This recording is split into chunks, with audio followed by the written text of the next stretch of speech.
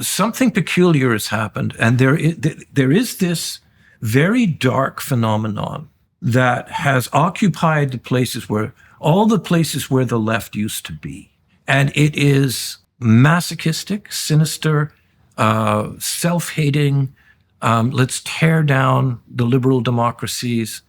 Let's cast Canada as this illegitimate, racist colonial settler state. Let's identify Israel as the epitome of everything that we loathe and despise. Maybe that's an opinion. I don't know. I think it's demonstrably true.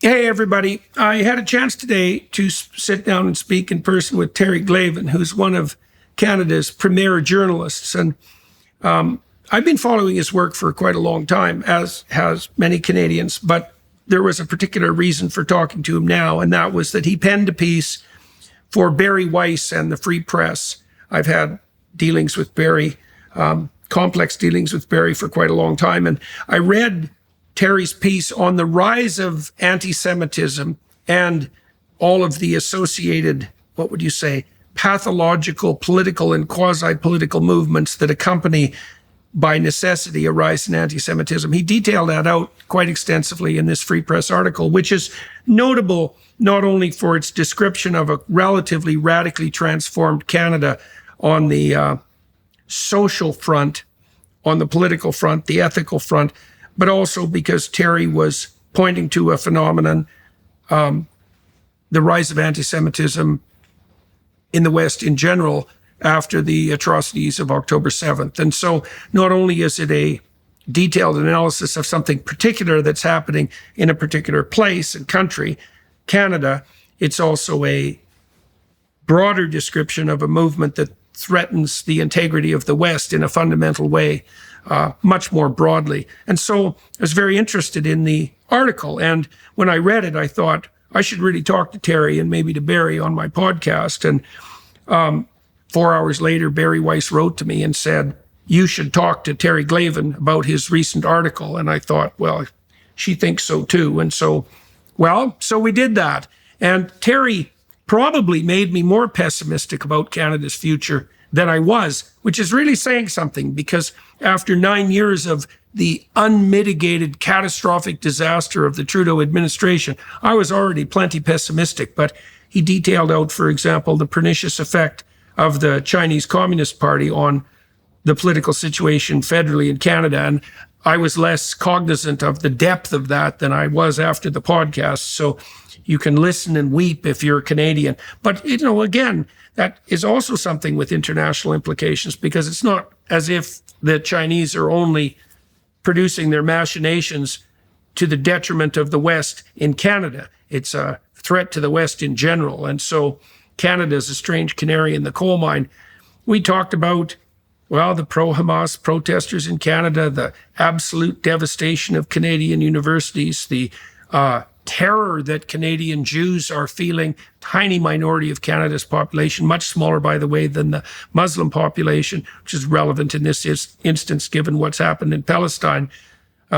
We talked about, our sorrow as older Canadians to see our country descend into this kind of 1930s-like Kristallnacht demonstrating that characterized Toronto and Montreal and Vancouver and Calgary and things we never thought would happen in Canada, and the threats to Canada's integrity economically, politically, and ethically in general.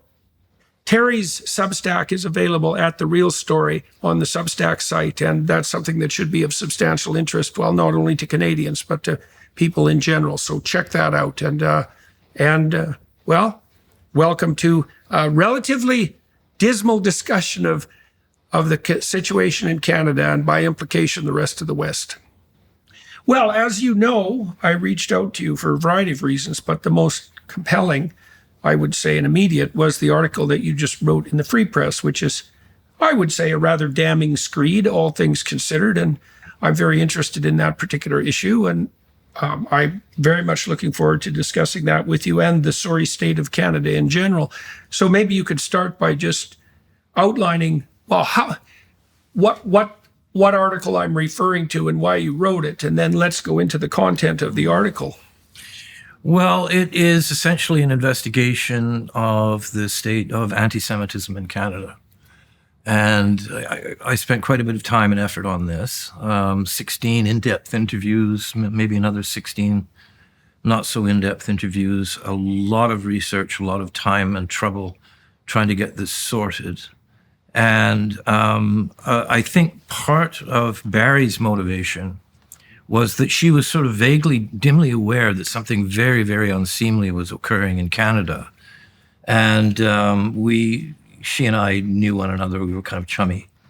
And I've been sort of interested and concerned about anti-Semitism for about 20, 25 years now, actually, for reasons we might discuss. And so she said, well, it looks like Glavin's the guy to do this story. So I did this story. And it's about 6,700 words long. It's a very deep investigation, and it has attracted a heck of a lot of attention. Unfortunately, it doesn't make Canada look very good. I wrote this primarily for an American audience. I found Americans, God bless them, they haven't the faintest idea what's happening in Canada. They have an idea of Canada embedded in their brains, and it's really hard to shake them from it. Canada is not the place that you will find in Michael Moore documentaries. Canada is not the place that you'll find in any aspect of American media, actually, particularly over the last 10 years. It's changed. Funny coincidence that wouldn't happen to line up with Trudeau's... Strange how that works, isn't it? Yeah. With Trudeau's reign. And it is... economic catastrophe. And what is particularly concerning is that Canadian Jews are almost universally disconsolate, dejected, afraid, alienated, isolated, and they feel very strongly, in the main, that their government is not protecting them. That's because their government isn't protecting them. Yeah, they might be onto something. They might be, all right. And I think, for people to understand this phenomenon, this thing that kind of burst into the consciousness of most Canadians on the 8th of October, immediately after the Simchat Torah pogrom, the atrocities undertaken by Hamas in southern Israel at the Supernova Music Festival in the kibbutzim around the Gaza envelope. Immediately afterwards, the event was celebrated, actually celebrated, and Hamas was praised, and this was characterized as a great act of heroic resistance against the illegitimate colonial settler state of Israel. And we saw this from one end of the country to the other, city after city, day after day, week after week. And what we have seen in the year and a bit since that day, a 670% increase in anti-Semitic incidents. Give or take, it depends on how you add it up. A lot of Jews don't even bother to call the cops anymore. There's no point. We've seen drive-by shootings at Jewish schools. We've seen synagogues firebombed. We've seen one synagogue in Toronto has been attacked half a dozen times in a few weeks. We've seen Jewish businesses smashed, their windows smashed, Jewish neighborhoods, throngs of anti-Zionist protesters in their neighborhoods. Anti-Zionist. Yeah, there is my own. I've come to the conclusion that there's very little distinction that you can draw between anti-Zionism and anti-Semitism. People will have all kinds of complaints about Israel. God bless them. The Israelis do. All kinds of complaints about their own government. And I think also it is complicated by, since October 7th, the very real, deep anguish and suffering that is being endured by the people of Gaza. I think it's very, very, very important to notice this and to be able to talk about it. And one of the things that was really difficult for me to get at in my piece is that that's almost an impossible conversation for ordinary, decent people to have. Because as soon as you begin to discuss various policy prescriptions that might be useful in getting aid and comfort to the suffering of the people of Gaza, the conversation is immediately taken over by a vast constituency of opinion that uses the suffering of Palestinians, sometimes imagined, but quite often real, to weaponizing that suffering to the purpose of a deep and fanatical ideological commitment to the destruction of the state of Israel and to driving the Jews into the sea. So, whether you're a Jew or a Gentile, it's that conversation is almost impossible to have. I think, most people associate anti-Semitism, I think, with, sort of skinheads, people who understand their lineage, from the Nazis or whatever. That has not been a phenomenon in Canada for a long, long, long time. And there is something that has taken its place. Far and away, anti-Semitism in Canada is what you might call a left-wing phenomenon. In the beginning was the Word. Christ is a master at using short, mysterious stories. They change the listener who takes them seriously. My experience with the biblical text is that they're inexhaustible sources of wisdom. If I find something in them that is an obstacle, it's because there's something in me that has yet to be transformed. I just don't get it.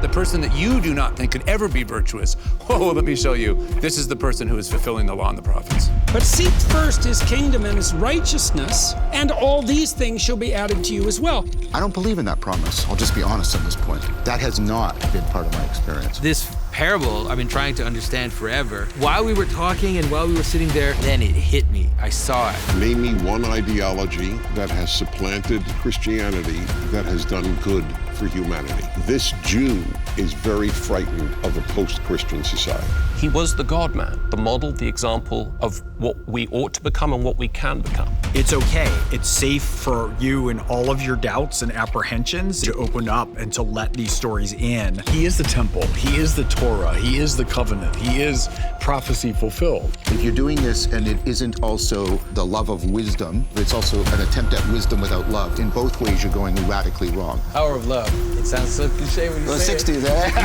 I don't want to be in a Hallmark card, I tell you. We've got our work cut out for us, gentlemen. This is one peculiar time and one peculiar text, and I sure hope we're up to the task.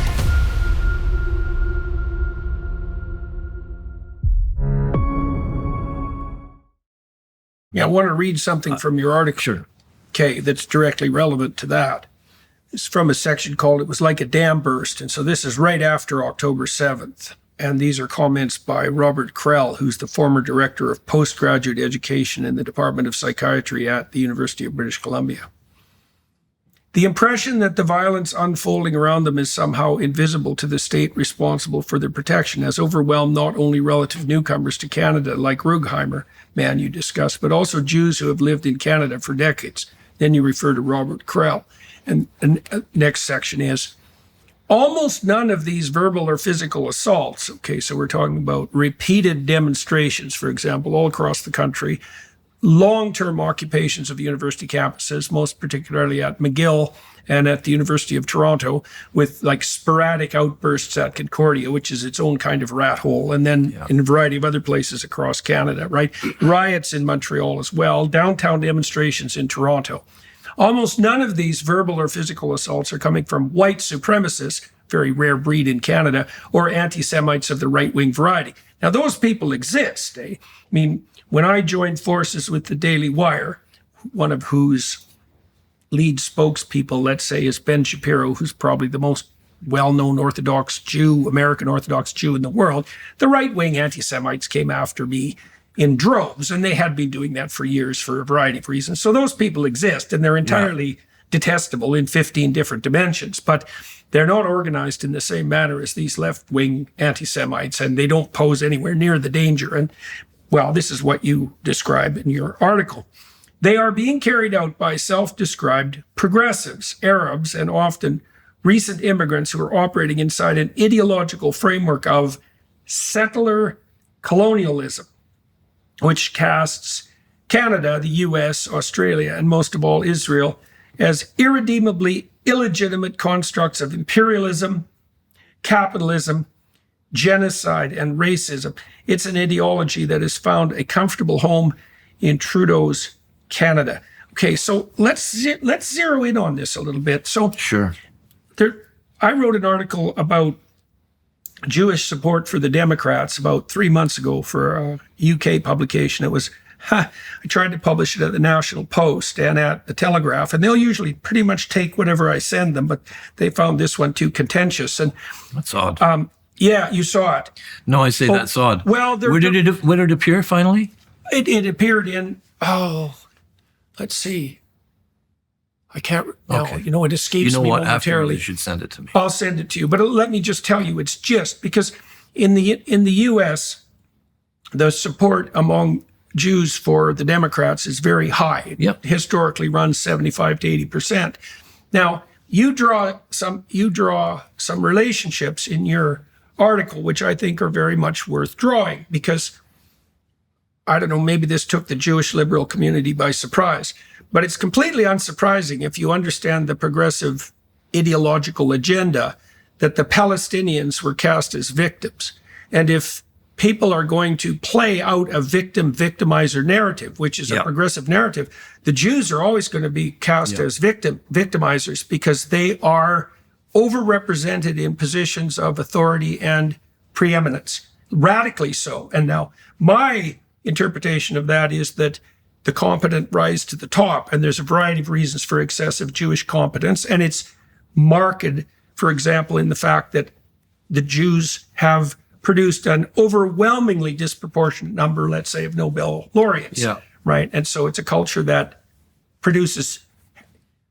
places tremendous emphasis on intellectual ability, and there's more to it than that. But the alternative hypothesis is that it's a cabal, and it's a cabal that dominates, and it's a worldwide cabal. And if you buy the victim narrative, which is key to the progressive agenda, then the Jews are going to be at the top of the list. The whole diversity, equity, and inclusion phenomenon, there's absolutely no room for the Jews there. It's impossible to Well, place if the rule is, if your ethnic group is overrepresented statistically, you're a oppressor, then that puts the Jews at the top of the oppressor hierarchy. Okay, so now one of the things I'm curious about, I'd like your thoughts about this, is that I don't exactly understand why the Jewish community didn't see this coming. Because this is a logical consequence. What do you mean, of that. American Jews? Well, I'm going to talk about Canadian Jews. Things are a little weird in the United States. And I mean, I think I can understand a lot of the intellectual community, the strata in the United States, finding Donald Trump vulgar and repugnant. And that's why a lot of Jews, I think, didn't vote for him. Yeah, well, I think Different that's than true for Israelis, many people. Why they didn't vote for Trump. But it's such that the Israelis, interestingly, supported Trump more than a Kamala Harris presidency. Mm-hmm. They kind of went, the don't like to admit it, but I hope Well, Trump the Democrats was. didn't exactly cover themselves in glory with regards so. to their support for Israel Quite after so. October 7th. Quite so. So, I think the Israelis understand more clearly because of necessity which side their bread is buttered on, let's say. Yeah. But this really it's really a pernicious twist, right? Because I do see the victim narrative driving this radical increase in left-wing anti-Semitism. And I don't see any way. That's one way of understanding it. Yeah. I think other people have used the term cultural Marxism, which kind of, it certainly borrows the language of Marxism and borrows the language of the left, but of course replaces the proletariat, the working class, is replaced by this kind of, rainbow coalition. Various dimensions ethnic, of oppression. and racial, and gender subsets and subgroups. Yes, I think those are But parallel the other thing I think that's explanations. important to understand about anti-Semitism, it's not just like any other prejudice. It's not just another bigotry. It's a conspiracy theory. Mm-hmm. It's always been a conspiracy theory. And I think a lot of people who perhaps were once Marxists or are informed by the intellectual tradition in Marxism can easily get that wrong, can easily imagine that, the powerful hand of the international bourgeoisie has, their names often end in Stein and Berg. Mm-hmm. And the next thing it's the Jews are being thrown down wells. And I think just to understand where we are in Canada particularly, I think it's really necessary to understand the trajectory of the left over the last 25, 30 years. Yes, go back a and little also further. the fact that when you describe the trajectory of the left, you're also now describing the trajectory of the federal Liberals, which wouldn't have necessarily been for the last 10 years. Well, here's how it goes. Okay, lay it out. With the collapse of the Soviet Union, right? Much of the democratic left was perfectly content with this, was very happy about this. With the collapse. Yes. Yes. Much of the democratic left was, or at least resigned to it and confused by it. And then during the 1990s, the primary iteration of left-wing activism in politics was anti-globalization, showing up at these massive demonstrations at the IMF and the World Bank and the World Economic Forum. And then came 9/11. And 9/11 was kind of like a blunt trauma wound to everybody's head. Everybody went a little bit weird. It was such a shock. I mean, it was like out of a movie, some kind of a science fiction movie.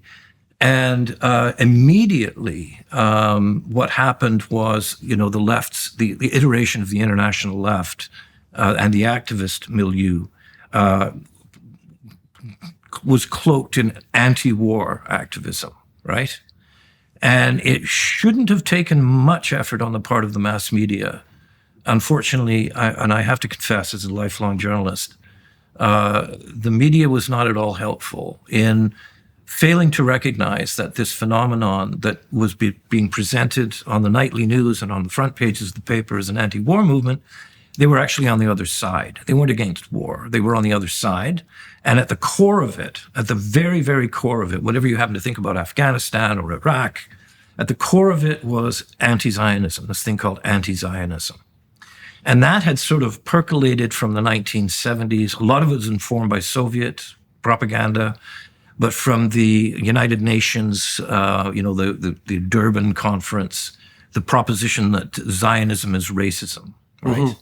Now in Canada, the way Erwin Kotler put it to me, I think very well, he's kind of my lodestar, I confess. Tell everybody who he is. Well, he's a former Canadian Justice Minister. He founded the Raoul Wallenberg Center for Human Rights, and I'm a senior fellow with the Raoul Wallenberg Center. And he's beloved of persecuted Democrats the world around, whether it's Hong Kong or Belarus or just about anywhere, Russia. Anyway, the way he put it to me was that in Canada, particularly, Canadians are the United Nations is kind of in our DNA. Right. The way we understand our role in the world, our place in the world. I mean, we were there at the foundation of Israel. We were there in the crafting of the United Nations Declaration on Human Rights. We were there in all of the protocols and conventions that arose from the ashes of the Shoah. This was a very Canadian thing, and it was something to be proud of. But what we haven't really noticed over the years is the way the United Nations has been taken over by the Organization of the Islamic Congress. It's been taken over by the police state bloc. Mm-hmm. The last time I looked, I think Beijing was basically in control of 7 of the 11 major United Nations agencies, and then you get the United Nations Relief Works Agency, which is this strange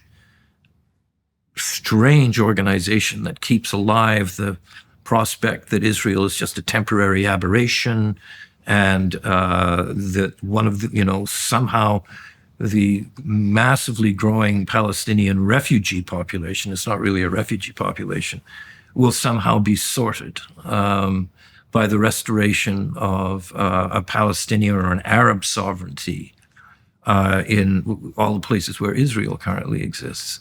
So it's really hard for Canadians to sort of think, maybe the United Nations, are we the baddies?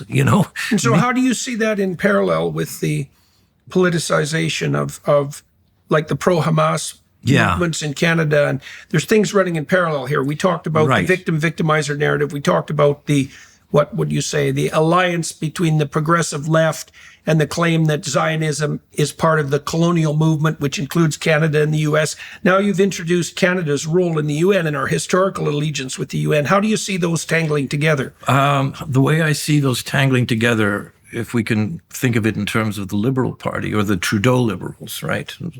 Not the same as what a lot of people imagine the Liberals to be, is that this kind of intellectual slovenliness, that the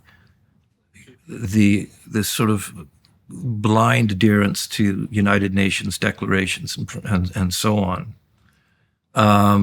is and the entire panoply of its colonial settler state politics, its diversity, equity, and inclusion politics. I see. So Canada's historical it becomes susceptible to it. It's just there's no way that it can defend itself against a virulent, lurid, blood-curdling, anti-Semitic, anti-Zionist. Okay, so let me summarize that and tell me if I've got it right. So we've seen the rise of this progressive insistence that projects like Canada and the United States, et cetera, and Israel are part of this colonial, capitalist, oppressive enterprise. Now, that's permeated Canadian society to some degree, but it's also permeated the UN. And Canada has been historically aligned with the UN, and our foreign policy has been determined by that alliance for a very long time. Well, influenced then, if not determined, influenced. And that was a matter of pride in Canada when the UN was quasi-functional organization, let's say. But so you see the emergence of that post-Soviet Union Marxist-inspired colonial rhetoric in the UN and in Canada, and the fact that Canada's been allied with the UN has also shaped our foreign policy in a rather unthinking manner, especially under Trudeau, who has no, what would you say, has what? No knowledge, no imagination for like, how do you explain? Okay, here's Trudeau. Here's the thing about Trudeau. There's really not much there. I hate to be uncharitable. I think it's time to be uncharitable. Okay. Well, there really isn't much there. He's. I think you've been very interested in the phenomenon of narcissism. There you go. Well, the world is a vanity mirror. And you have to remember when he came along, it sort of parallels the rise of Trump in the United States, right? When he was first elected. Just a few months from the election of Donald Trump. And Donald Trump, said all these scary things about Muslims. And then Justin Trudeau, tweets, well, everybody's welcome to Canada. It doesn't matter. You can be a Muslim. We love you. The next thing you know, he's on the front page of the Rolling Stone magazine. He's the toast of, Vogue photo shoots. He's the leader of the free world. Who knows you better than yourself? Well, if you own a smartphone or computer, there are thousands of companies that know more about you than you realize. They're called data brokers. They make billions tracking everything you do online, what you buy, where you go, who you talk to, even your personal beliefs. Then they sell that information to marketers, activists, and yes, even politicians. That's why we at the Jordan B. Peterson podcast are proud to partner with ExpressVPN. The way these companies track you is through your IP address. That's a number that identifies you online. ExpressVPN hides your real IP address, encrypts your data, making your internet activity private. So private that not even your internet provider can see it, which matters because in the US, ISPs can legally sell your data to anyone they want. ExpressVPN works on all your devices with just one click. Connect to the closest server automatically or choose from locations in 105 countries around the world to protect your privacy instantly. Right now, you can get 3 extra months of ExpressVPN for free. Go to expressvpn.com/Jordan to learn more. That's expressvpn.com/Jordan to reclaim your privacy today. He was the poster boy for he is the poster boy for the progressive movement internationally, I would say. Yeah. And he is and the narcissism element, you talked about him to some degree as an empty drum, let's say, and I have made reference to him as a narcissist. I mean, my observation in that regard was driven by the manner in which he adopted the leadership of the Liberal Party, because I felt I'd like your opinion about this.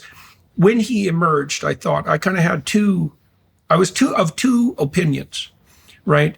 People went to him and made the case that he would be a credible and popular leader of the Liberals, not least because of his name brand recognition. And I can imagine being in that position, let's say, and thinking, okay, this is a risky enterprise because I don't have the CV that would indicate that I'm capable of running a G7 country. But if I don't run, then the Conservatives, who were my father's foes, let's say, and aren't aligned with me politically, have a really good crack at victory. And if I put my name forward, maybe we can forestall that. And then maybe I could put my nose to the grindstone and I could learn. I could surround myself with like high-level experts, and I could learn to play the part if I was open to that kind of learning. Okay, that's an unlikely scenario, that one, but he did, in fact, adopt it. But he didn't do any of that, right? He didn't. Well, I think a lot of people, he's not my cup of tea, but a lot of people were really swept. He was sort of like this matinee idol. A lot of people got caught up in that. Yes, well, he's charming and he's elegant and he's good looking and he knows how to behave in public and he's got an easy smile and women find him essentially irresistible and very photogenic, very charming, as you say. Very well, and he's been in that milieu his whole life and he's been groomed for that. But as far as the intellectual milieu, if there was such a thing, around his emergence, everybody was willing to give him a chance. I was willing to give him a chance. I remember speaking to him back when he was running for office, in the election. That period, and I was definitely willing to give him a shot. Why? Well, we spoke a lot about Syria. Yeah. And I have many friends and comrades who are associated with the Syrian revolutionary movement. And what was being asked of the NATO countries at the time was a no-fly zone over Syria. All we need is one NATO country to say, yes, we need to do this, because the Americans couldn't really understand what was going on. And everyone hoped that it might be Trudeau who said, yeah, I'm in. And he did give me, and of course there was the whole Syrian refugee issue, and he did try to, he made a lot of political capital out of that. We can come to that in a moment. But to understand who he represents and what he's all about, you have to wind the clock back further. You remember when Michael Ignatieff was briefly the leader of the Liberal Party? Tell that story for the people. Well, he's a very smart guy. Michael Ignatieff was classic. He was a Harvard professor at the time when they invited him back to Canada. He'd been down in Massachusetts for like 20 years, something like that. Yeah, and a lot of people said, well, you're not really a Canadian. Yeah, just visiting. He had been out for quite a while. So anyway, he was an intellectual heavyweight. Yeah, he was actually. I like Michael Ignatieff. Just as an intellectual. Well, he's certainly much more credible as a leader of a G7 country than Justin Trudeau, at least on the basis what we've got basically, it's so difficult to explain this to people from away. If you can imagine a kind of, a TikTok account run by a 19-year-old college girl in charge of a G7 country. That's basically 14-year-old. Okay. But anyway, so he emerges. How does he present himself to the Liberal Party as a worthwhile leader of the party? And for this, he turned to McKinsey and Associates. consulting firm, major massive consulting global firm. consulting firm, the apologist for dictators everywhere.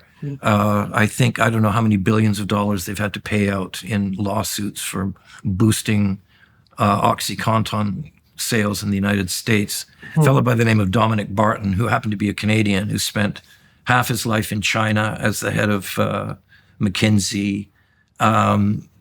Trudeau brought him in. And essentially, to add gravitas to his candidacy for the Liberal Party, Under whose advisement did he bring in McKinsey? Do you know? Like, was that his idea? Or I don't imagine. Well, it's part a small of the cabal town. It around is a small town. It is a small town. Yes. You know what I mean? Ottawa. He was essentially a function of the Canada-China Business Council. This is a really important thing for people to understand. His entire campaign was built around the proposition, and this is how he sort of lent gravitas to himself, that the key to the future is China. Canada's future is China. The middle-class prosperity is all about China, China, China. And this immediately, he immediately accrued to himself a lot of money and a lot of power and a lot of help.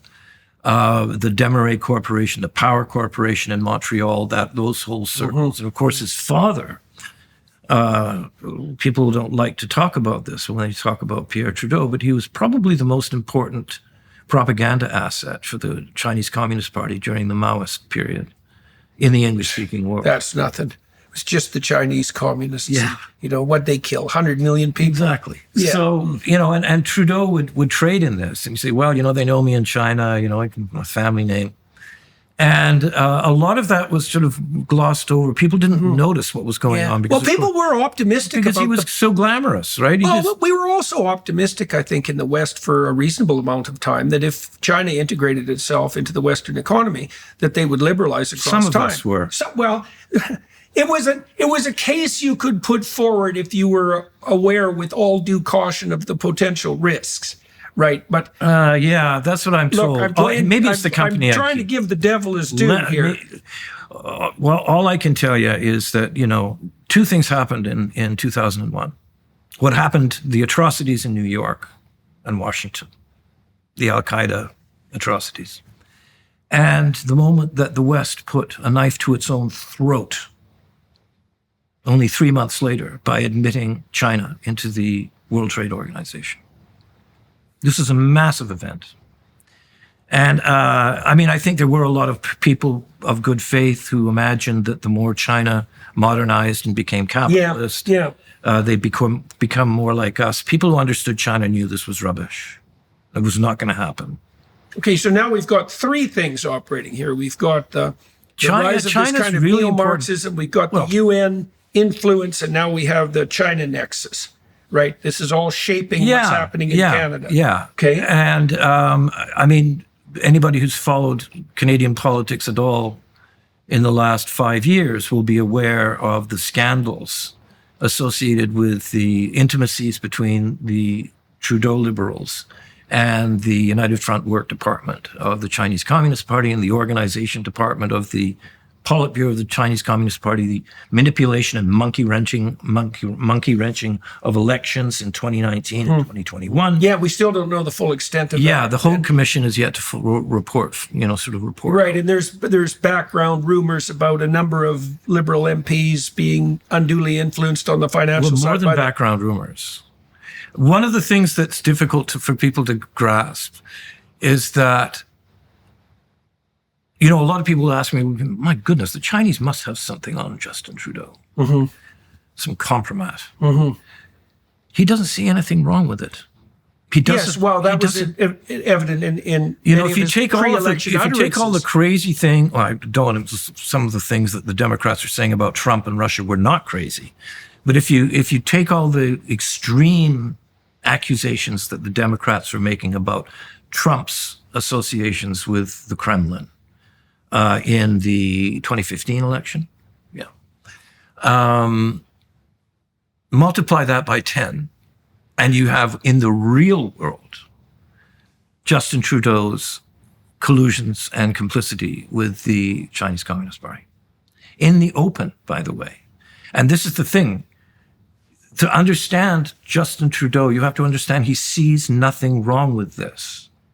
When he got elected, immediately after he got elected, in the first election, he sat down with a reporter from the New York Times and said, this is what basically Canada is.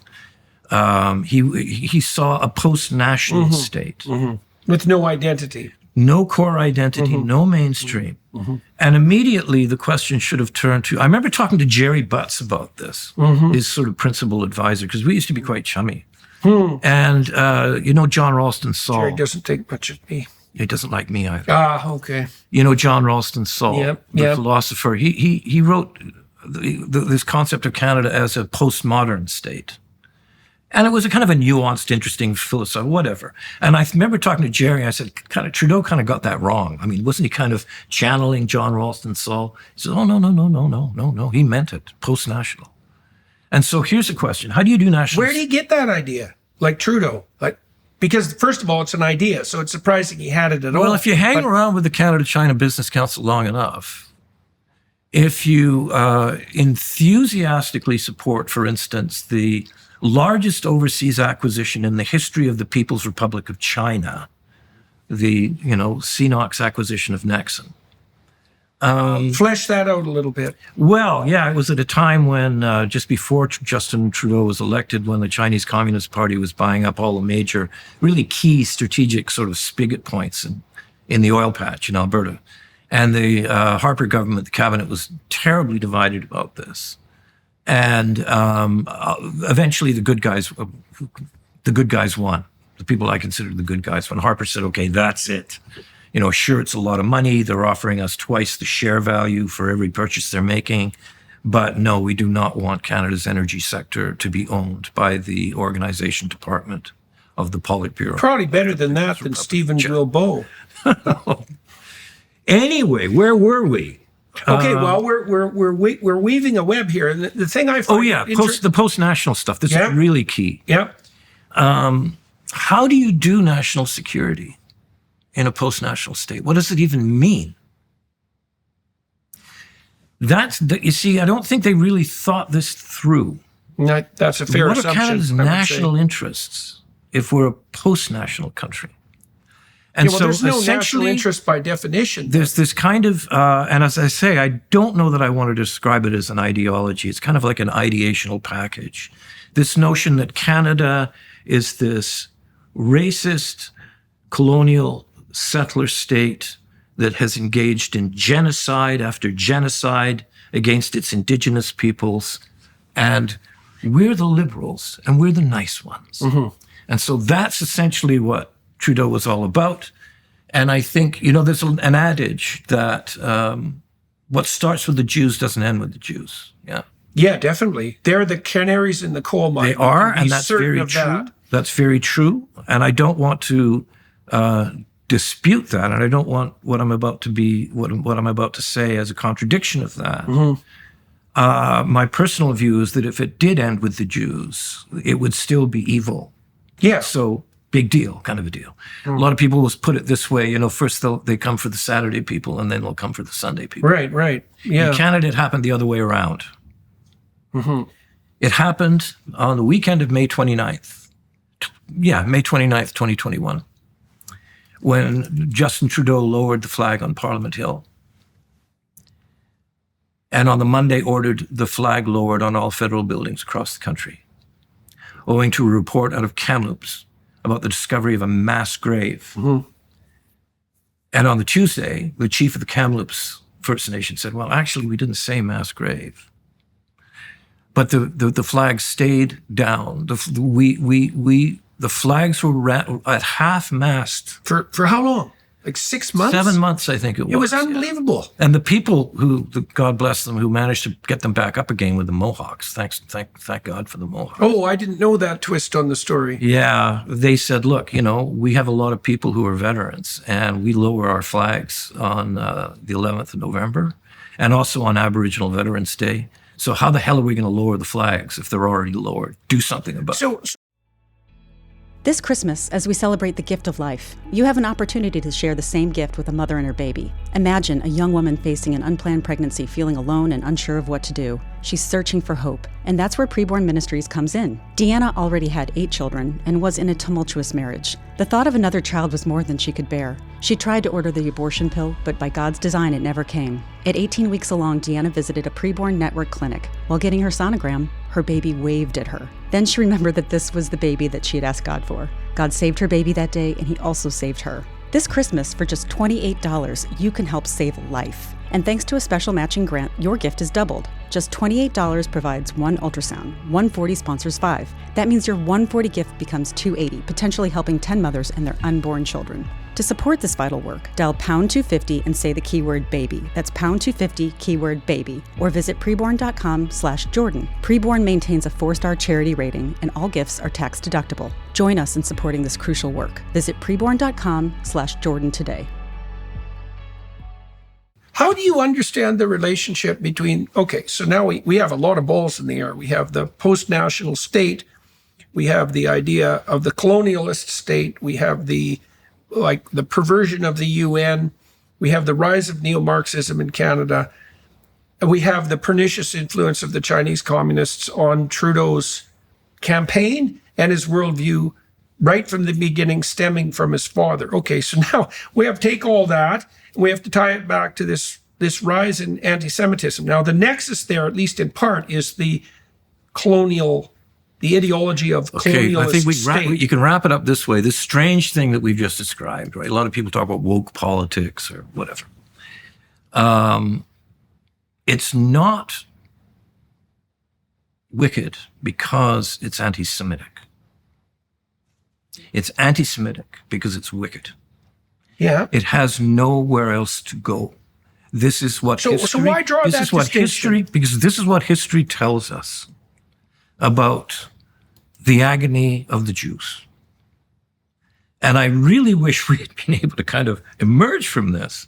Everybody loves dead Jews. Everyone wants them crying, well, isn't it sad? But God forbid they should stand up on their own 2 feet and say, actually, no, we're restoring Jewish sovereignty in our ancient homeland. And you will not take that tone with us anymore. Thank you very much. Everybody would prefer to sort of be like, sing Pete Seeger songs and pat Jews on the head. When Jews say, actually, no, thanks for the help, but we're going to stand up for ourselves. This is what a lot of people on the left could not abide when the Jews began to get saucy in this way. And interestingly, this is very tied into the way the sort of Trudeau liberals understand Indigenous people in Canada. And it's tied into the whole sort of from Turtle Island to Palestine that you keep hearing in the activist milieu. Turtle Island being the name for Canada. Well, it was actually a white guy who came up with that. Yes, I'm sure that it has nothing to do with Indigenous was Gary worldviews. Snyder? He was a poet in Chicago, I think. Anyway, there is some vague reference that can be drawn to, I think, an Anishinaabe creation myth, but whatever. I think it is a Bowdlerization of the magnificent cultural diversity of Indigenous peoples in this country, which we could talk about because you live in an interesting place, or we're filming this in a very interesting place. But the idea that if Indigenous people would stand up and say, actually, okay, this whole territory, as far as the eye can see, you idiots, you never signed a treaty with us. We still own the land under British and Canadian constitutional law. Aboriginal title is enforceable, and we're going to start acting like we own the place. You better deal with us. You're not going to chop down all our trees and ship them off to China. Thank you very much. You're going to leave a lot of the wealth in the countryside with all our white neighbors. We're going to work in sawmills. We're going to produce wealth from this territory. People like Justin Trudeau's Liberals do not want to hear this. They would rather come to you and say, oh, yes, would you like a wellness center? Stroke you on the back. Oh, you put your, victims, your survivors. And by the way, here's $380 million to busy yourself rummaging around in graveyards for the next 10 years. This is, I think, really important to understand about this phenomenon. It is a kind of liberal racism, a liberal racism of low expectations. So there's all that. But there's also the fact that there's now 1.8 million Muslims in the country. Right, because we need another dimension of complexity to and this I don't want conversation. this is really fighting words for me, because, a lot of my friends are Muslims and Arabs and my compatriots and my circle. And we have to be very, very, very careful about the way we talk about this. But the reality of it is that when you have this notion of Canada, this multicultural, this multiplicity of diversities and so on, what you find is that there are certain organizations and institutions in this country that are very well financed and resourced by the federal government and are intended to speak on behalf of, for instance, Canadian Muslims. One of them is the Muslim Association of Canada, which is explicitly devoted to the theology of Hassan al-Banna, the founder of the Muslim Brotherhood, the fountainhead of Islamism, who was a collaborator with and a philosophical fellow traveler with Adolf Hitler. So this is a bit of a problem, this is not going to work out well in the long run. And there's only 350,000 Jews. Right. Wasn't it Melanie Jolie who commented that people have to pay attention to the ethnic makeup of her writing? Yeah, like Thomas Mulcair, who's kind of an old-fashioned social democrat, somebody who speaks the same language I speak, quite frankly. Former leader of the federal National New Democrats, the Socialist Party of Canada. Yeah. And he said, this Canada's position on Israel is incomprehensible. You insist, because you need to, that Israel has a right to defend itself. And yet you will refuse to send any munitions to Israel or anything at all that might be used as a part of an airplane that might be in the Israeli Air Force. And she went so far as to, I think it was General Dynamics has a plant in Quebec. So it's actually American material going to Israel. And she said, no, we're not going to issue an export permit for that either. So Israel has a right to defend itself, but Israel is not allowed to have the means to defend itself. So Mulcair says, this is incomprehensible. It's just gobbledygook. It's mumbo jumbo. Talking to Melanie Jolie, the Foreign Affairs Minister.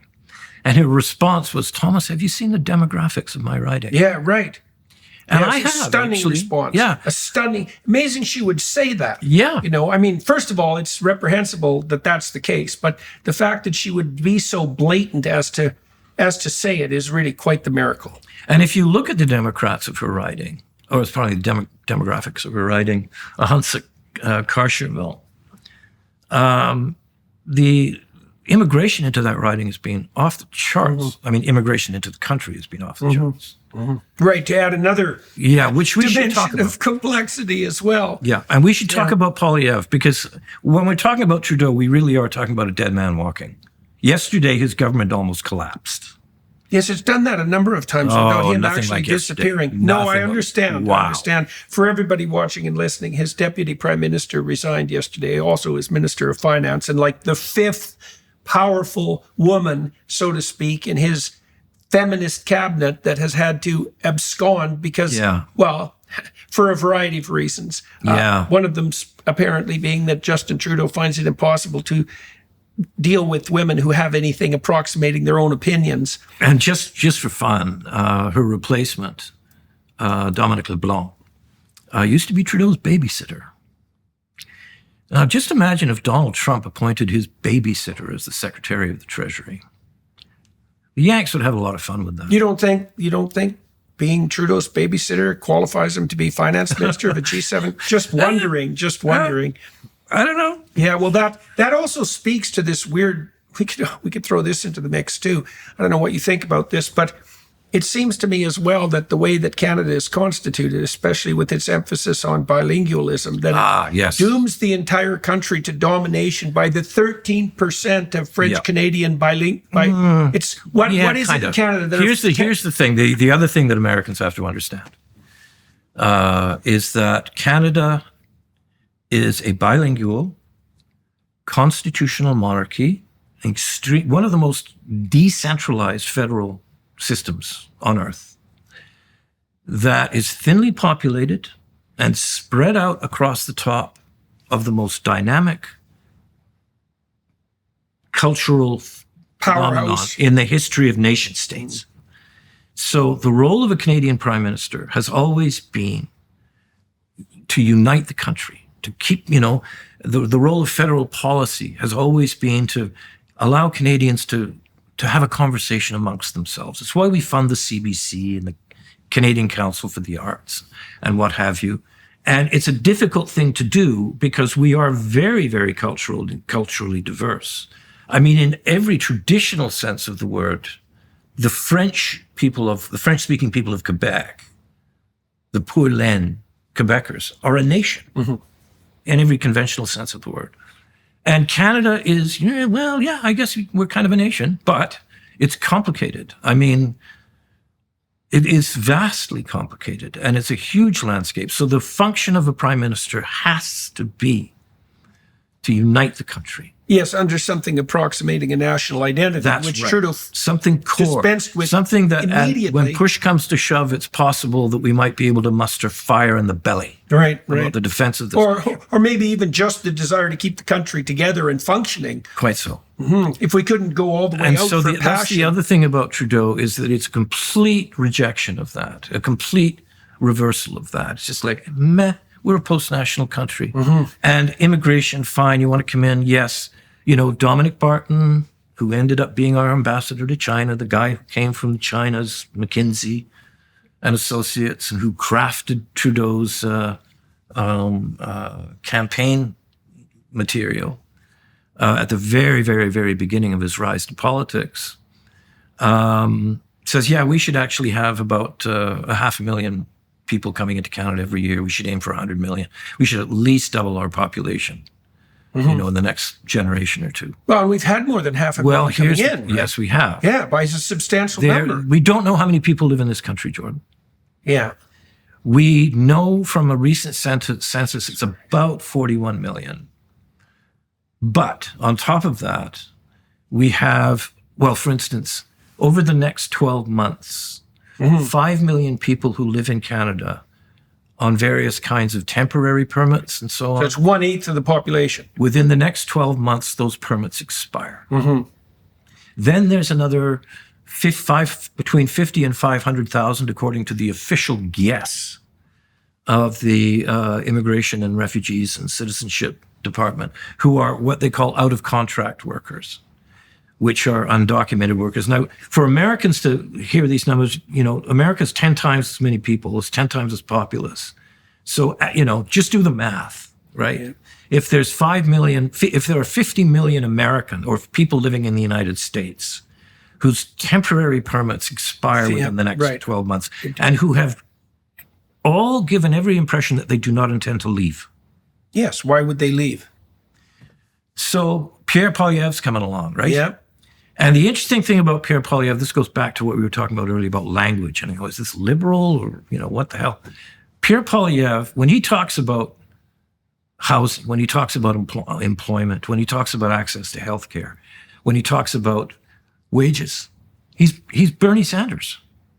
The Americans have to understand this. Try to imagine Bernie Sanders. I mean, and also the trade union vote has gone to the conservatives. Gone to Poilievre. This has never happened before. Yeah. The working class vote has gone to Pierre Poilievre. I don't know. I mean, I'm not a partisan conservative. I don't know if I've ever written a conservative sentence in my life, by the way, although most of my friends seem to be conservatives. I don't know how that happens. Well, the whole world's upside down, so that's not surprising. So what the hell? Whatever the classic political distinctions were 15 years ago, whatever they are now bears no relationship to what they were 15 years ago. So my great fear, and I'll close with this, and you can challenge me. Tell me I'm wrong, or if you like, whatever. can argue.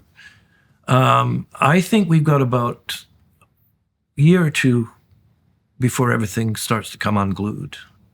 And I'm very worried about this. I've always been an optimist. I've been an inveterate optimist. But I actually haven't seen in Poilievre a degree of sophistication in comprehending the nature and the scope of what he's going to be facing when he. Well, I don't know if he can. I don't know if he can comprehend it. I mean, I regard myself as a moderately sophisticated political observer, and you've made me more pessimistic today. Sorry. Well, I was already very concerned about the state of Canada because I think that. Well, I'll give you an example, and you probably know this already, but before Justin took office, GDP per capita in Canada was approximately at parity with the US.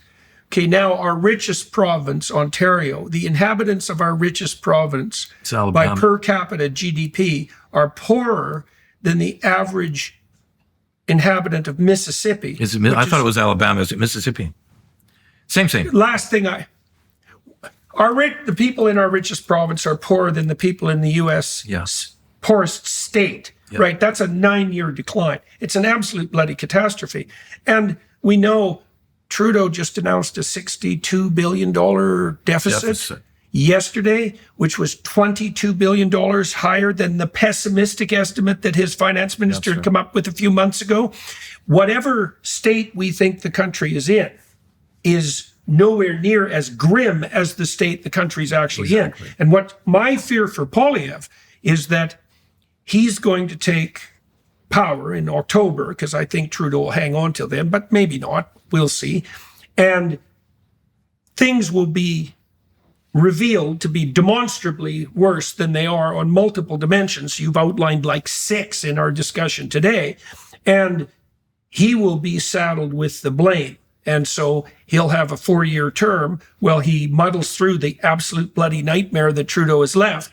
And then the Liberals are connive their way back into power. No, that's never going to happen. Okay, so you're less pessimistic on that front than me. I mean, the Liberals might, but it might be some iteration of a Liberal Party that older Canadians are more familiar with. Yes, I think the probability, like the most likely outcome in an October election in 2025 is that the Liberals are essentially decimated. Oh, their history. They could remember after the Mulroney government collapsed, essentially, I think the Progressive Conservatives were reduced to 3 seats federally, right? That could easily happen. Here's an interesting story. Everybody, you find this a lot, this sort of speculation about, this Trump thing, could it happen in Canada? Right-wing populism, yada, yada. Everyone wets their pants. Oh, my God, not here. Well, it actually did happen here, and it happened back then, and it was the Reform Party. Yeah, that's also happening in the UK. You know that Farage fashioned his party after the Reform Party in Canada. Well, right? one of the things I think Conservatives should remember about the Reform Party is the result of the Reform Party was they reduced the Conservatives to 3. And they ushered in a decade of Liberal rule. So good luck to you, lads. Yeah. Canadians, I think, are, and this is something I also want to stress. The overwhelming majority of Canadians are not anti-Semites. Oh, definitely not. Yes. I would say probably the overwhelming majority of Muslims are not anti-Semites. Although that's hard to say. I referred to. It also depend to some degree on how you phrase the question. That's right. Mm-hmm. In fact, I refer to a study of Muslim public opinion. Yeah. And it was actually the proportion of Muslims who agreed to answer a particular question about suicide bombing and about whether or not the state of Israel should be allowed to exist. Mm-hmm. That was, it was pretty high. Do you remember there was a big debate about 5 years ago, 6 years ago about Islamophobia? Oh, yes. In Canada, it was going to be there was going to be law, there was going to be statutory reform to sort of outlaw Islamophobia. Yeah, another hate crime. The Liberals refused to define what they actually meant by Islamophobia. You define that sort of thing after the fact. Yeah, and you would hear the Liberals say that every day, Muslims in Canada are subjected to racist abuse and intimidation, that sort of thing. And I remember, because I'm a complete public opinion poll nerd, data is the thing. I need to give me the data. Everybody's opinion, who cares? Give me the data.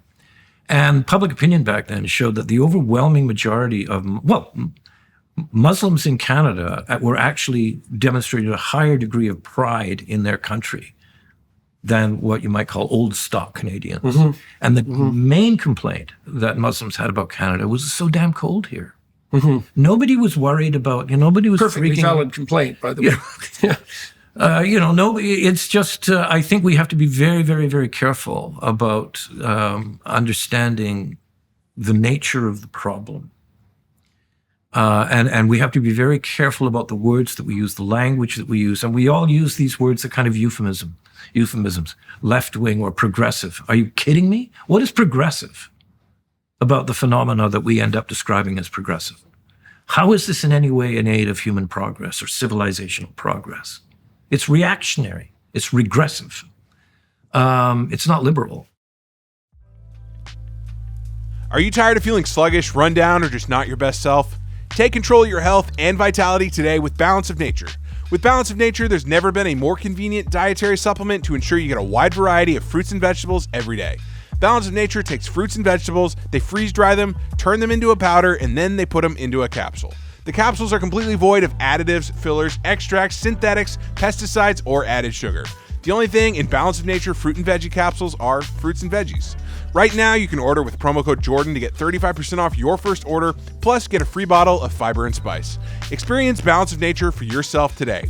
Go to balanceofnature.com and use promo code Jordan for 35% off your first order as a preferred customer, plus get a free bottle of fiber and spice. That's balanceofnature.com, promo code Jordan for 35% off your first preferred order, plus a free bottle of fiber and spice.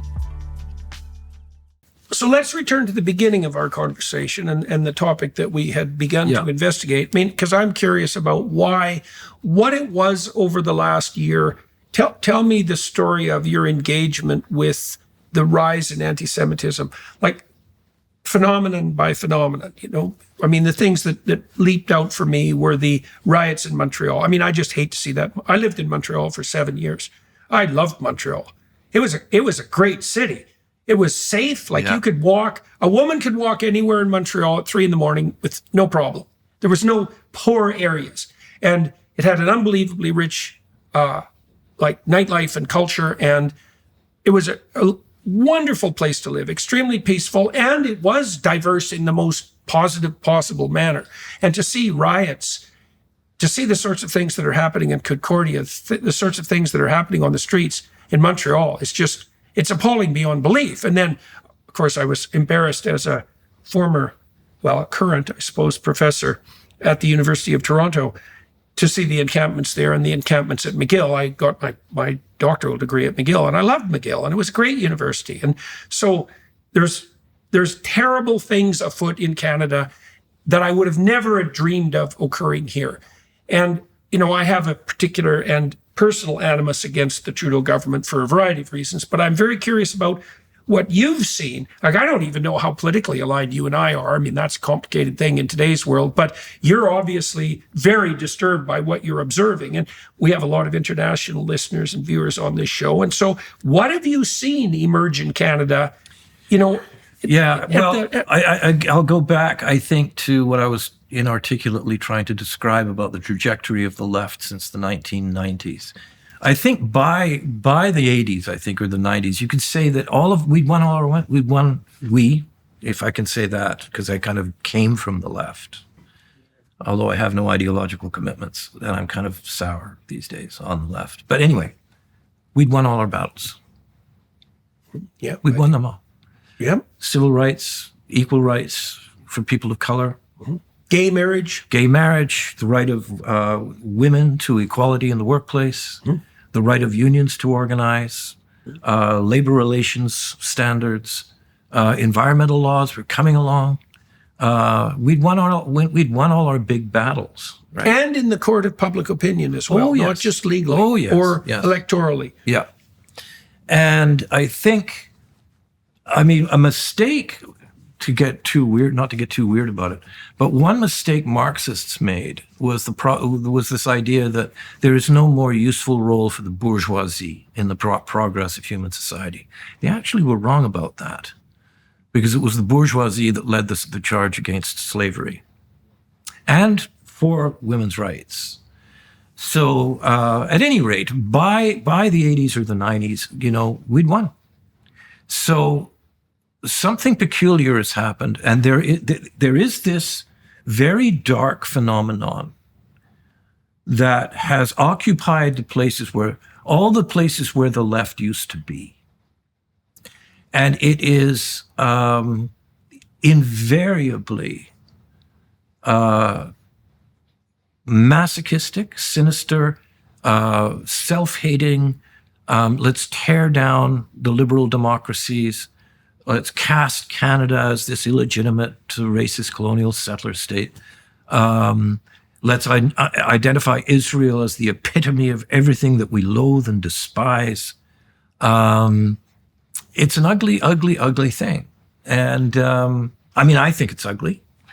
Maybe that's an opinion. I don't know. I think it's demonstrably true. And that was the thing that I was watching over the years, is that I spent a lot of, my last major book was about Afghanistan, and I spent a lot of time in Syria and the Northeast with the Kurds and what have you. How much knowledge do you think typical Canadians have about what's going on?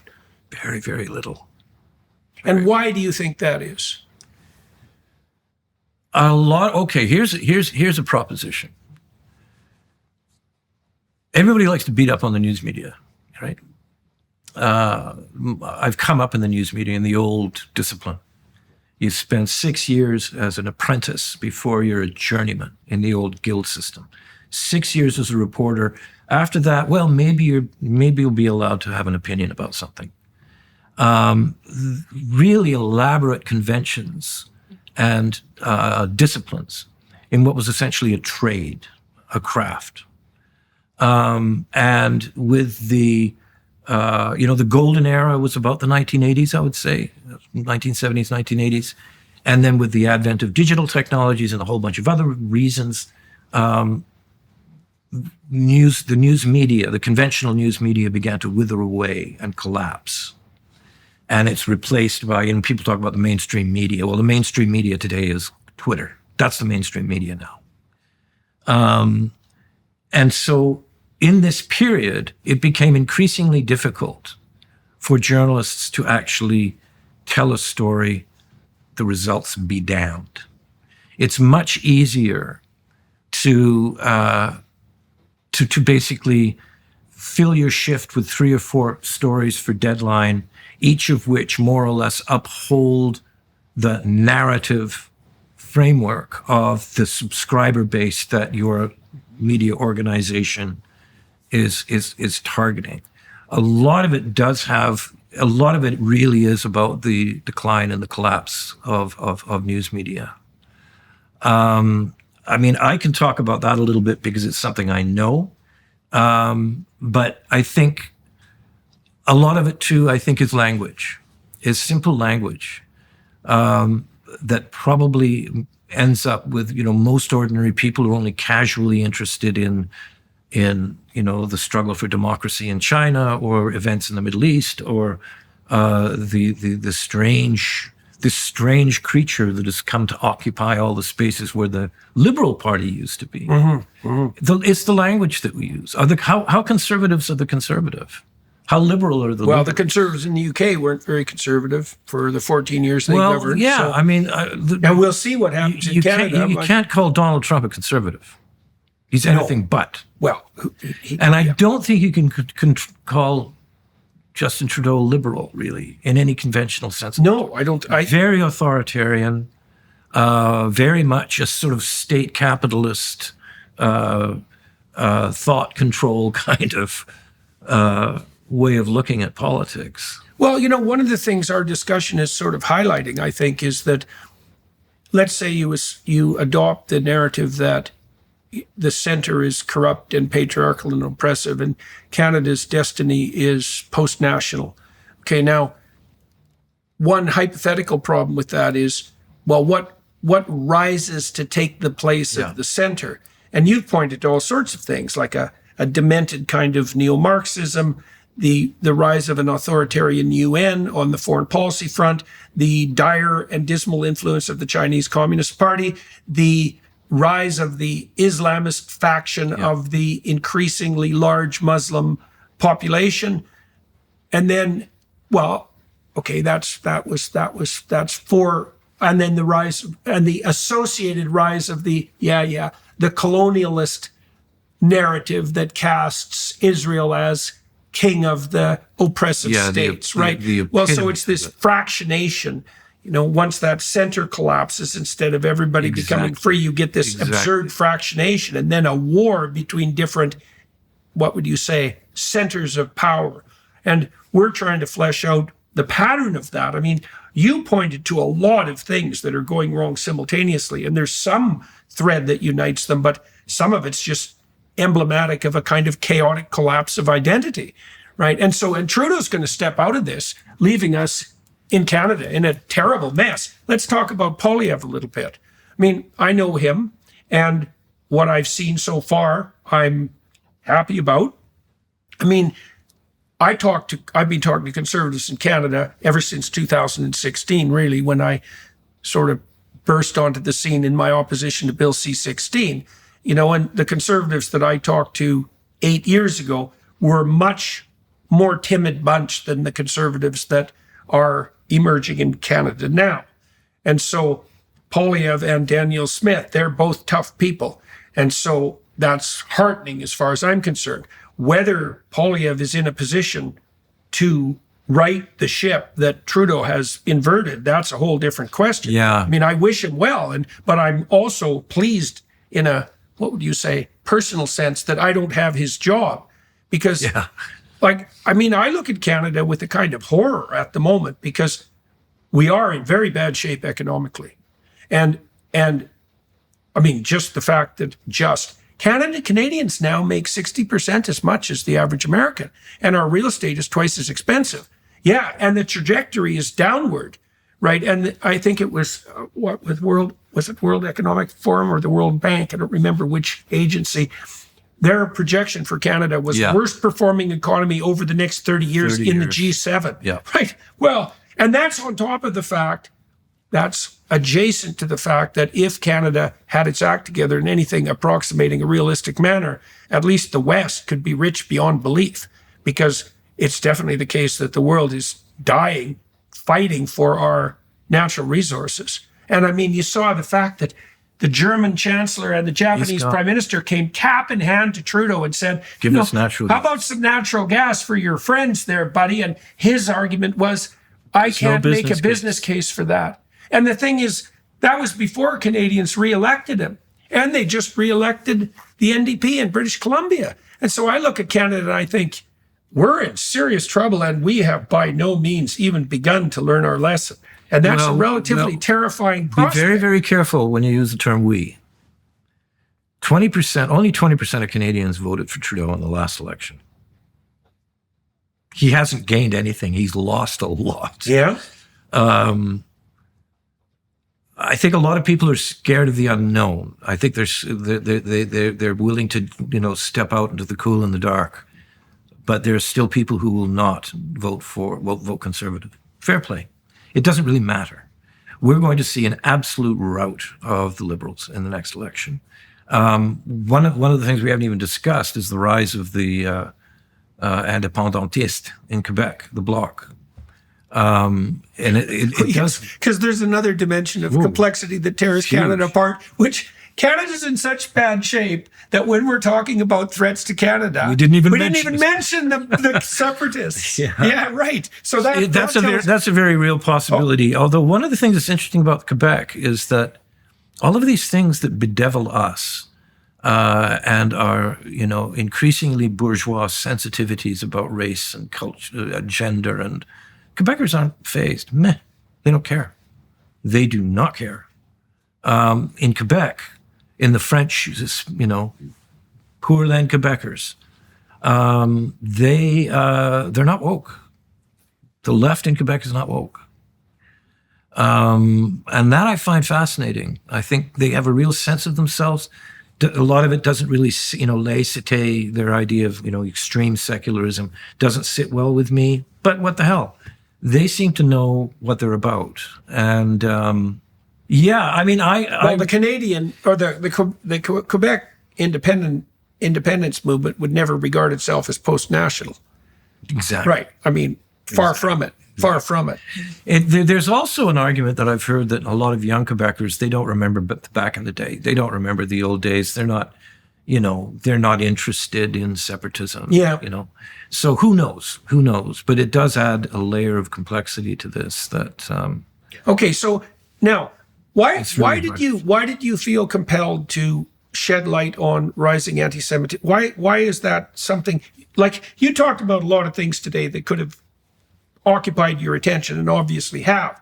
Now, you and Barry at the Free Press put a lot of time and effort into this particular article, and it's a pretty hard-hitting article, and it's quite distressing if you have any sense at all.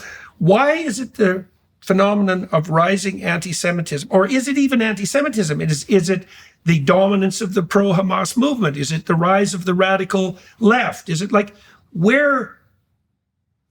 why did you focus on anti-Semitism per se, given the range of your concerns about Canada? Why did you bring that to international attention, let's say? Because the Jews are terrified. Because the Jews are persecuted in this country. Okay, now, and do you see that as a canary in the coal mine phenomenon? Yeah, you could. I know you said that that's not all of it, and fair enough. You could put it that way. I think it would be of concern to me, even if they were not the canary in the coal mine. If it's a personal question, it's an odd thing. It's a family thing. My association with the Jewish community goes back a long way. I'm a Taig. I'm Irish Catholic. Yeah, but it's complicated, and it is a concern of mine and the company that I keep.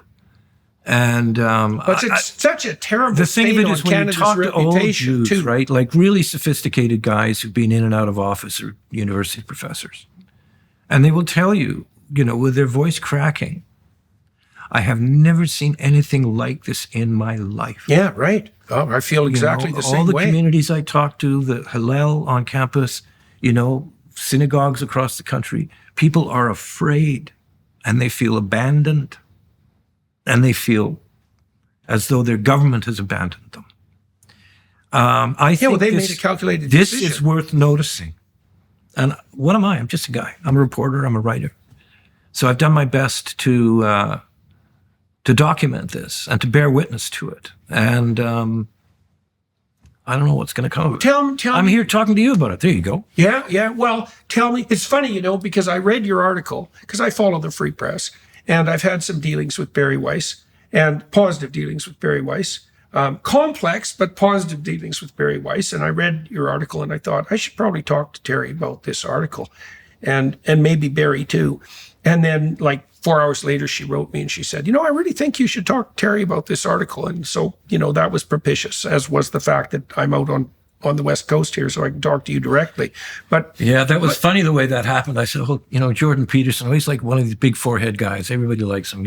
Barry, you talk to him, Barry. And, he's great, but, you meet up with him in New York or wherever. And then Barry said, well, actually, he's on Vancouver Island. Okay, that's only 3 hours from where I am. So that's how it happened. Yeah, well, I'm shocked by what's happened to Canada. One of the precipitating factors in my recent move to the United States was Bill C-63. I don't know if you've managed to delve into the weeds with regards to Bill C-63, but it's a bill that's so awful that every time I read it, I think, because I'm not a lawyer, I think there's no way I'm understanding this properly. And then I read it again and I think, usually I can understand what I'm reading. And this is, it's such a dense web of stunning, incompetent malevolence, because it starts with these pronouncements about protecting children from online exploitation and pornography. Simultaneously, of course, the biggest pornography network in the world operates out of Canada, right? That's Pornhub, which operates out of Montreal. And to call it a despicable organization is to barely scrape the surface. If Trudeau and his minions were the least bit serious about protecting children from online pornography. There's a lot better places they can start than Bill C-63. But virtue signaling at the beginning, virtue signaling at the end, we're protecting children. It's like, yeah, I don't think you are. But then in the middle, there's all these clauses detailing out first the construction of a bureaucracy, which, as far as I can tell, would have unlimited power, all the power of the court and the power of unlimited growth. And it says right in the bill that court system, a new parallel court system, would not be bound by the traditional standards of evidence. That's right. I read that and I thought, what? Here's the former director, well, I forgot his name, he's a lovely guy, the former chief commissioner of the Human Rights Commission, federal, said, this is all, it's horrible, it's ridiculous. And I think they know damn well that there's absolutely no way that any of this will withstand a charter challenge. And the point of this is, well, the point of this, and this is the case that he makes that I think is persuasive, is they're just trying to scare you. They're just trying to shut you up. They're just trying to put you on notice. Well, they'd succeeded with me. Well, you haven't shut up. No, but I really thought through Bill C-63. Like, I've already had my fair share of trouble with the the Ontario College of Psychologists. Yes. Because they have weaponized, they have allowed activists to weaponize their complaint process. And what could be done to be, under the auspices of Bill C-63, make what happened with the college, who I've managed to successfully battle off so far, look like nothing. Here's how what we've been discussing, particularly anti-Semitism, directly relates to this concern of yours in the matter of Bill C-63. And it also directly relates to how I've been attacked for merely noticing that a lot of what we've heard about mass graves, this archipelago of mass graves across the country at residential schools, is a fiction. There is a proposal, and it's supported by the Justice Minister, Arif Virani. Yeah, he's fun. He's a lot of fun. Insert, he's everything you'd hope he'd be. Insert a concept called residential schools denialism. Yeah, right. Which is an absurd abstraction. Yep. To insert it into the same section of the criminal code that outlaws incitement against the Jews by Holocaust. Yeah, that's perfectly in keeping with the way they. And this is all about just shutting people up. It's about terrifying people. Well, that's and the other one, and I think we didn't even talk about this. The most pernicious is this recent construction of anti-Palestinian racism. Yes. As hate speech. Well, yeah, but if you look at the definition of it, and again, Trudeau says he's willing to adopt this in some form, as has the Justice Minister said the same. The standard definition of anti-Palestinian racism, devised by the Arab Canadian Lawyers Association, which I've never heard of before, and I think this is all they've ever done, is any utterance of a conventional Zionist standpoint cannot but be understood as anti-Palestinian racism. Right. The way it's defined, that would include support for the fact of Israel's existence. The mere support for the fact of Israel's existence as a Jewish sovereignty in the Holy Land. That if you confront or deny or dispute the Palestinian narrative, if you dispute the Nakba, if you deny the right of Palestinians their claim to title of all of historic Palestine, then you are engaging in anti-Palestinian racism. In other words, then you're a Zionist. Then you, so let's the mildest kind. Let's tie that into Bill C-63. There it is. Well, so in Bill C-63, there's a provision, which I've read several times, that if I am afraid, because that's the language in the bill, that Terry might utter something hateful in the next year, so let's say that would be your support for the existence of Israel, then I can bring you in front of a provincial magistrate, and he can fit you with an electronic bracelet, and you can be confined to your home for a year. and all of your social media posting will be disallowed, and whoever you see will be regulated. And this is something I just can't figure out at all. It's so preposterous that it beggars belief. You will be required to donate body fluid on a regular basis to your physician, to have it monitored on a daily basis. Well, I wasn't aware of this. Absolutely, to make sure that you're not consuming anything illegal or anything intoxicating. Now, I think what happens... Okay, that's beyond the pale. It's in there. That is beyond the pale. No Jamesons. Yeah. Well, I think the reason is I'm trying to figure out where the hell did they get this? But I think probably where they got it from was legislation on domestic abuse. Okay. Because if you want to mitigate the probability of domestic abuse, limiting the abuser's alcohol consumption is actually a logical move. I'm not claiming that on ethical or legal grounds. I just mean that alcohol does increase the probability of abuse substantively. And I can't imagine where else they would have got the idea, but that's in that bill in black and white. So we have not only... You see, I don't think, okay, apart from the fact that the Liberals are history, apart from the fact that Trudeau is a dead man walking, quite apart from all that, I don't think there was any serious expectation that any of these laws, these initiatives would survive a charter challenge. It's all about intimidation. Think that was true with C-16? All about intimidation. And I think one of the things that our friends in Hong Kong, in the democracy movement, insisted upon was do not obey in advance. Do not obey in advance.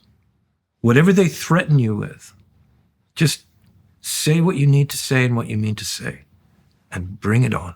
Yeah. Let's have you then. Let's see the whites of your eyes.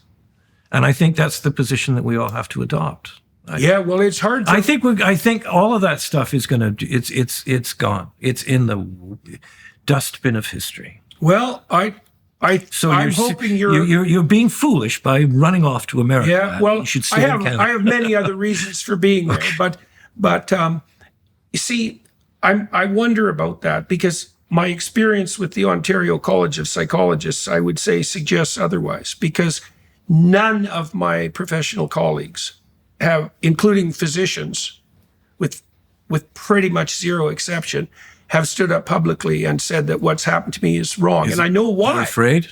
Of course, they come to me privately. And why are they afraid? Well, it's very, very simple. They're afraid because the professional colleges have unlimited power of regulation over the members of regulated professions, which is pretty much what my Supreme Court challenge denial indicated.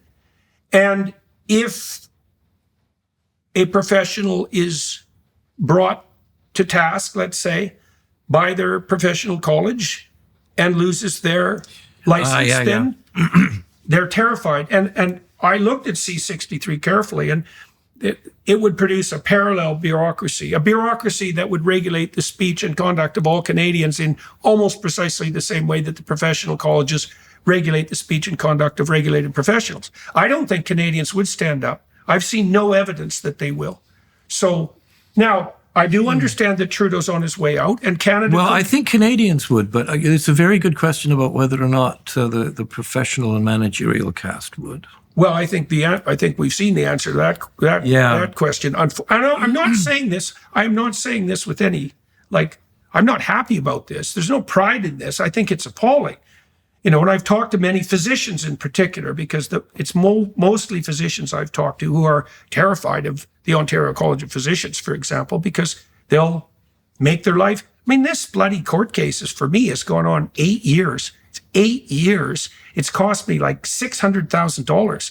And it's not like I'm winning. Like, they can't take me out because I have independent sources of income and a reasonable public voice. But you have to be in a pretty unique position to be able to withstand that sort of lawfare for that amount of time. Like, I don't practice as a clinical psychologist anymore, and that became impossible in 2017, just like being a professor became impossible. So the forces that can be brought to bear against you if you dare open your mouth are more than most people can or will bear. And I can see why. I had 3 sources of income when I opposed Bill C-16.